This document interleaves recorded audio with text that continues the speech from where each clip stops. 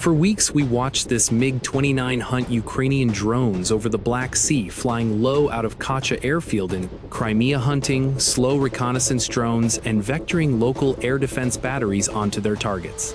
Tonight, that jet sat cold inside its concrete shelter. Its pilot slept nearby, expecting nothing more than a routine scramble. He expected a normal dawn scramble, but he was never going to wake up, because 398 kilometers away, a precision weapon was already airborne to permanently ground that jet. It was designed so quiet that sentries standing 500 meters from the launch rail would hear only the wind. The Russian command had no idea. At 7:15, a pneumatic catapult launched a UJ-26 Beaver drone off its rail, west of Kherson. Its pusher propeller bit the air instantly, and the platform climbed to roughly 60 meters, leveled off, and entered cruise. Small, light, and highly covert. 3 Ukrainian special operators had under 2 minutes to displace. They packed the launcher in 12 seconds, threw thermal blankets into the truck, and exfiltrated down a dirt track running along an irrigation canal. Meanwhile, the Beaver was already 2 kilometers downrange, heading toward its cruising altitude. Kacha lay 398 kilometers southeast. Now here is the grim reality of deep strike operations. You see, the hardware is expendable. The crew is not. The adversary initiated their hunt before the Beaver even reached cruise altitude. 14 miles east, a pole 21 tower logged a signal spike when the drone powered up. This system floods corridors with receivers designed to detect satellite navigation emissions. The Beaver's encrypted GPS handshake, a microsecond frequency was enough to trigger their sensors. A watch officer with Russia's dedicated drone hunting cell Rubicon flagged the anomaly, instantly warning of an active long-range launch. Origin sector Kherson. Within minutes, a Russian Orlan-30 surveillance platform launched near the suspected coordinates. Its thermal sensors scanning for the one signature, the Beaver, was engineered to mask the massive heat signature of a vehicle escaping the scene. Rubicon's operational calculus is ruthless. Downing a single drone means nothing if another launches tomorrow. But skilled operators, those capable of strict emission control navigation planning and terminal guidance under fire, take months to train. Therefore, their priority is the crew, not the platform. So while the Beaver climbed 400 meters, Rubicon dispatched 2 hunter-killer teams to intercept. These are not commercial quadcopters. They are lethal munitions. Under a kilogram, flying 120 kilometers per hour, carrying charges meant to shred vehicle engines. The tactical advantage here is volume. A single team deploys up to 8 drones to saturate the sector and force mistakes. Enemy doctrine assumes operators will prioritize speed over stealth once launch, speeding down roads to escape. But the Ukrainian crew chose a far smarter tactic. They harbored inside a ruined barn, killed the engine, and threw thermal blankets over the hood. Then they did the hardest thing on a modern battlefield. They remained absolutely motionless, for silence as the surveillance asset hunted overhead. On the Orlan's infrared feed, a trace appeared. Crushed grass and residual tire heat. The hostile controller vectored an asset to investigate. A killer drone swept 400 meters away. The crew held their breath. Meanwhile, the Beaver was 50 kilometers downrange, climbing to its cruise altitude of 800 meters. Then, it executed a maneuver that contradicts standard drone doctrine. It initiated total radio silence. No control link, no telemetry, and 0 electromagnetic emissions. The crew had no way to monitor or correct it. They had to rely entirely on autonomous navigation to guide it to Crimea while they focused on staying alive. At 7:31, the Orlan swept directly over the barn. Its thermal payload registered only ambient ground temperatures. No vehicle, no personnel, no active target. Rubicon logged the search as inconclusive. The Beaver pressed forward. At 7:50 across the Dnieper, River transiting southeast over open steppe with zero terrain masking clear skies and adversary radar coverage extending for hundreds of kilometers. Yet Russian air defenses detected nothing.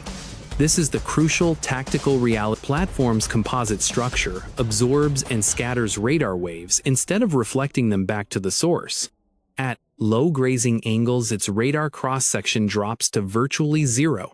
Even if a radar system could theoretically acquire such a minimal signature, it required flawless geometry. The flight path was calculated to bypass. This is perfect geometry. In my tactical view, mid-course inertial flight relies on gyros tracking every calculating dead reckoning from the launch coordinates. But as officers we know, these systems drift over time without GPS. Yet over long distances, the error remains under a kilometer. That is close enough for a terminal strike correction, where an operator can make final adjustments. But in modern warfare, the enemy they only need 2 fleeting seconds. At 7:56, a Crimean early warning radar detected a brief paint. At 8:04, an S-300 radar caught another 2-second glimpse. Neither yielded a fire solution, but they allowed analysts to map out reverse vector reconstructions. Calculating bearing altitude and time, we can project a cone backward to find the launch point. Once localized scout drones launch, FPV teams intercept bottlenecks. The net begins to close. Yet the target team had already displaced rolling south to reduce thermal signatures and avoid predictable routes. They played the tactical book by the numbers, but the enemy net tightened anyway. Then, at 8:15, the drone flight computer registered a GPS anomaly. Satellite signals flickered, and in our analysis, an erratic error circle like this points to one thing: classic jamming. The enemy electronic warfare units had locked the corridor, pouring noise into key approach routes. They flooded the lone and L2 GPS bands to deny positioning data. But their tactical goal is not a kinetic kill, but forcing operators to break radio silence for corrections. That transmission is the bait.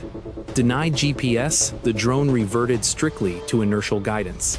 Inertial drift began compounding by the second, a fatal error unless operators could re-establish contact. But as analysts, we recognize the trap. They get exactly one chance to transmit. Because the moment they signal the enemy, passive sensors will pinpoint them. At 9:14, penetration began. Crossing into hostile airspace, 100 kilometers out, the drone activated its optical feed. Finally, the operators we are talking about a highly compressed feed with massive latency, yet usable enough for target acquisition. The target fighter jet sat parked in its hardened shelter, matching our intelligence reports precisely. Visible beyond the blast walls, the operator initiated micro-corrections, fighting the lag of long-distance every command arrived delayed. As the target neared, the enemy passive array picked up the uplink instant. This is the physics of war: directional antennas, leak side lobes, spilling radio frequency signatures everywhere. Along the coast, specialized passive stations are calibrated to exploit exactly this kind of signature. Within 10 seconds, they triangulated the launch coordinates, a targetable grid ready for counter-battery fire. They unleashed a coordinated strike: scout drones, loitering munitions, and rapid artillery requests. The operators were blind to the incoming fire, hyper-focused on correcting the drift of their terminal guidance feed, trying to counter the massive drift accumulated under heavy jamming. At 9:20, the first shell landed. Impact was 2 kilometers off, but the relay signal held, a near miss followed by immediate adjustments. Then, security reported interceptor drones closing fast from the north. On screen, the visual offset was critical. The drone had drifted 340 meters left of the ideal glide path. At this vector, the strike would miss. The pilot needed one final critical correction: a 3-degree heading adjustment requiring less than 2 seconds of transmission. He committed it. The target centered. As the weapon entered its terminal dive, enemy hunter-killer drones struck the relay station. They followed their standard doctrine. They did not assume the relay was unmanned, they hunted the operators. The first kinetic drone hit the antenna housing dead center, detonating and shredding the transmitter. The structural roof collapsed onto the arrays. 2 more strikes followed, ensuring total destruction of the artillery fire continued to saturate the grid, pulverizing the entire command post to dust. The enemy logged a clean kill, transmission silenced, threat neutralized. But that assumption cost them. Because in real warfare, deception wins. The operators were miles away from that transmitter. No antenna, no RF signature. They anticipated that the enemy would strike the active signal. The relay was a deliberate sacrifice. The final correction was uploaded, and the drone flight, the onboard computer kept the corrected heading locked in memory. Direct link was no longer required. At 9:21, the Beaver drone slammed into the MiG-29. Its shaped charge warhead detonated, sending a violent overpressure the airframe's aluminum skin and structural ribs. Vaporized fuel sprayed across the revetment, igniting massive fireball high above the revetment walls.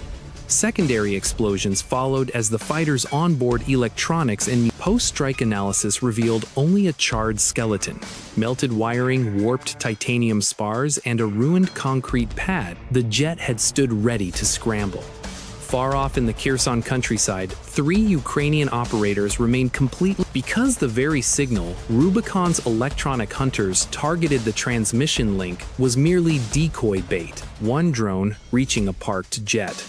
It was the human duel behind the machine. The hunt for the operator to force a fatal error, the race between autonomous terminal guidance and rapid direction finding. Rubicon executed correctly. They detected the launch signature, tracked the cruise, triangulated the uplink, and neutralized the relay station immediately. But the final 90 seconds transcended situational awareness. It came down to who could transmit one last correction. Signal went completely dark. Out.